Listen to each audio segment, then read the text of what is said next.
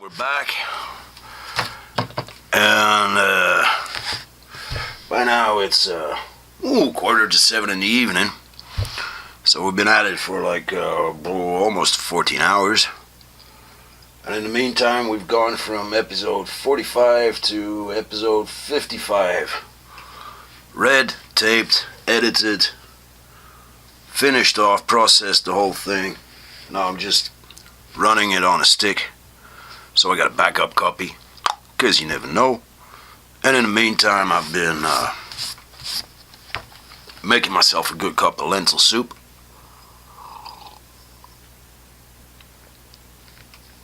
Delicious and nutritious.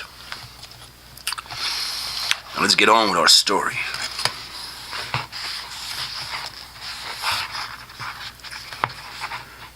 There's a treasure map hidden in this book. These words of ranting consciousness is an ejaculation of ideas. Writing isn't wanking and showing your stained Kleenex to the world. It's bridging everyday reality to a world of mirrors, ideas, and fantasy.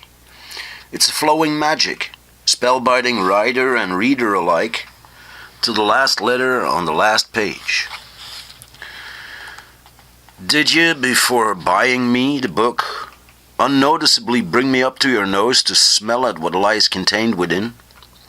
A whiff of smart sense, a hint of folly, the pungent undertone of anguish, grief, and resurrection, the deeply relaxing scent of a humorous love for life, and all things living, despite hate, stupidity, and evil doing, in defiance of the malice of men and the treachery of women.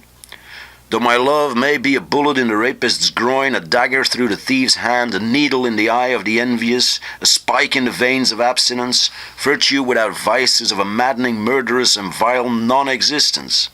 Like hothouse-bred priests, politicians, and condemned virgins, desecrating society with rules of barbed wire and tawny crowns, of segregation walls and glass ceilings, offering the blood of the daily doers on the altar of conformity in praise of their own misguided sense of normality, morality, and stifling misconception, zombifying the public by means of tax terror and legal labyrinths, scared and scarred beyond the graveyards of suburban condos and basement hideouts.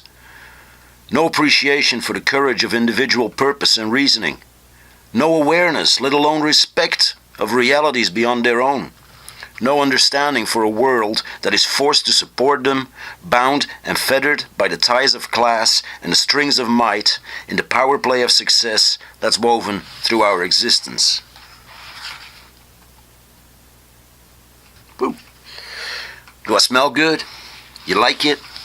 Make you feel adventurous? In a comfortable sort of way, like hiking up the hill or to the rooftop and sit reading on a branch or a cement block in the afternoon sun, letting my pages straddle your stomach as we lie swinging in the hammock on the front deck or back porch.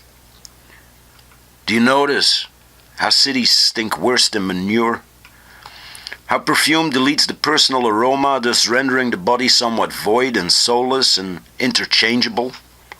How we enjoy character heads in stories and movies, yet frown and disregard eccentrics, and indeed our very own eccentricities. This biased idea of normality as a crazed moral compass, where it's actually a crisscross hatching of hang-ups and contorted survival schemes, mixed like an early morning cocktail in a late-night bar. Normality's a searchlight, directing everyone away from the action in an enduring dogmatic sleight of hands, designated to keep the masses at the foot of the rock, forever kneeling with their arse cracks to the sky and their backs as stepping stones in castle foundations, terraces for the upper twats that know no better than to think they're better, till they too perish like a sack of bones. Rather harder than living is dying in style, the true mark of character, passing away fulfilled and eager to know what lies beyond the veil, riding out on a fuck-induced heart attack straight to orgaspace and beyond. Remember me in oblivion, ride my loins and catch my dying breath between your bosom. Put my lips upon your nipples so my last memory links seamlessly to my first redemption. Drinking afresh the tit of tantalizing laugh juice after the pain, anguish, and headache of yet another rebirth.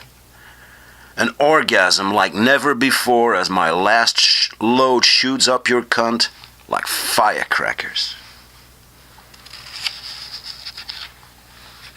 To die in style sitting on deck, overlooking a vast expanse of sun-laden sea, a wistful welcoming port, a whale spraying in the distance as your last breath meanders through the morning mists of honeydew and touches a face you love. To pass away on the terrace after dinner with the last hookah handle between your fingers, the last sip of perfect brandy on the side table, with a dog at your feet and a cat on the armrest, a loving woman taking away your empty cup, in a silence, loud with reverence and joyful sadness, over your acceptance of defeat, fulfillment, and renunciation. So many colorful characters have at some point chosen to not let this grand finale up to chance, but rather in an uncontrollable urge of over-control, decided upon a scripted apotheosis, and then go on to fulfill the scene. A testimony to the fact that all the world's indeed a stage, and that if you want anything done properly, you better do it yourself.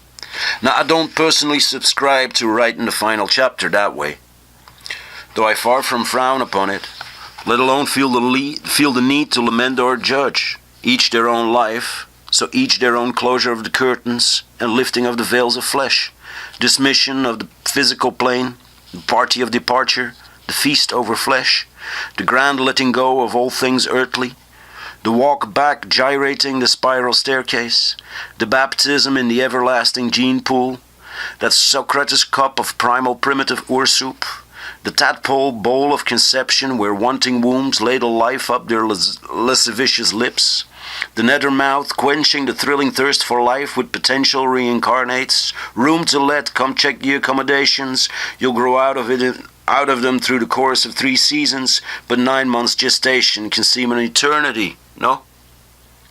No cure, no cut, no synergy, no fuss. Load another missile to the Venus hole in Orga space, another seaman expedition to the loins beyond the nebula of afterlife. Give me a rebirth, babe.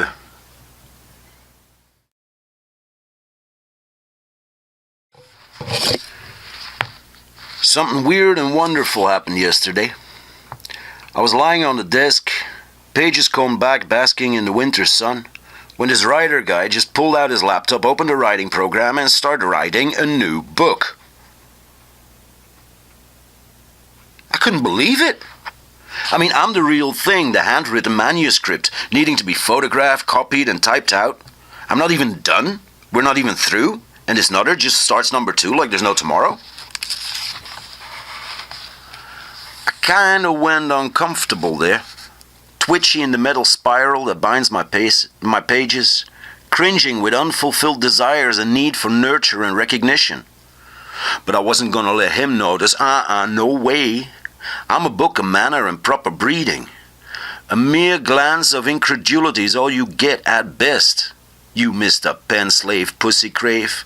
Stinky feet make ends meet. You dominant victim of your own dismay. You fan of your butt crack and color of your crap. Go on. Write something other than me. You adulterer in mind. I dare you.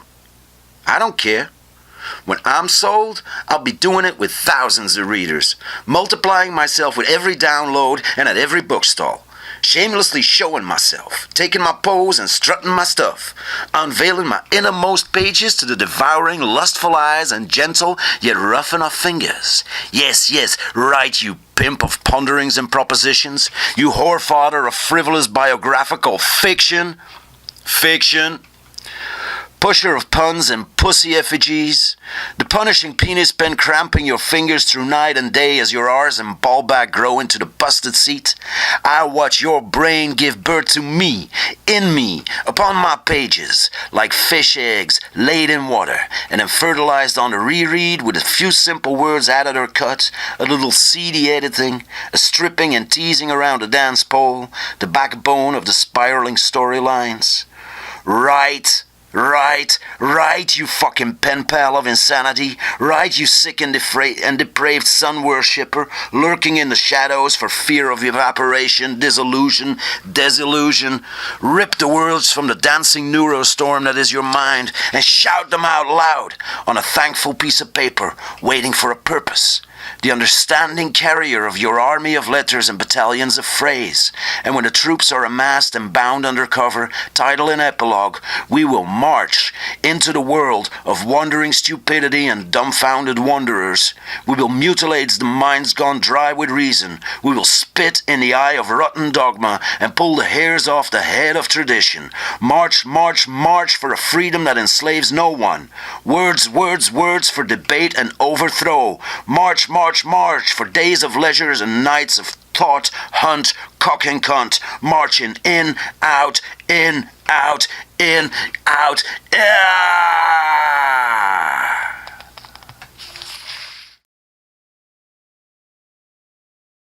I have marched and passed the paper mill, the layout desk, the print rolls and the bookshop window, until you gave me a ride home, where I started marching straight through your brain, your balls, your spicy pussy, your highest and basest self, courting all you sluts and shamans, high priests of perfect obsoleteness, cock-bearing lancers of an exquisitely unsure tomorrow. And as you taste, touch, fuck, feel, bite, spit and defecate my words, my thoughts, my juicy inner sanctum, so I taste you, reader. And by now, I can say, you're an open book to me. I'll be your mirror. Straddling the abyss, that blessed dualism between possible and actual, probable is limbo. Heaven and hell. Urging you to schizophrenia and thought-action inversions. I love you because I know why I hate you, and that's why we fight. Because we hate the frightening commitments and naked raw nerves of bare-hearted love as much as we love to watch the hero or heroine stripped and bleeding, needing, nurturing our narcissistic altruism by running the gauntlet, the maze, the labyrinth, swamps and deserts that comprise our outer form and inner safeguards. Mental constructions held together with dried feelings and straps of routine, pining for our mercy as we lay our yesterdays burning upon their backs while they strive to bring us the solace of a fresh tomorrow that we truly, unadmittingly yearn for, yet cloak in habit, routine, and murderous conformity. Be no more than a slightly better yesterday by the time I wake up tomorrow. Don't set the bar too high by being the best day of our lives, lest we henceforth feel only decay and obliteration. Don't give me Dizer's disease by blowing my mind with too much happiness too quickly. Don't fry my mind with open understanding. And don't write a book of books encompassing all known and unknown. Do whatever, but do not be perfect. Don't even try, 'cause that would stop the world and kill us all.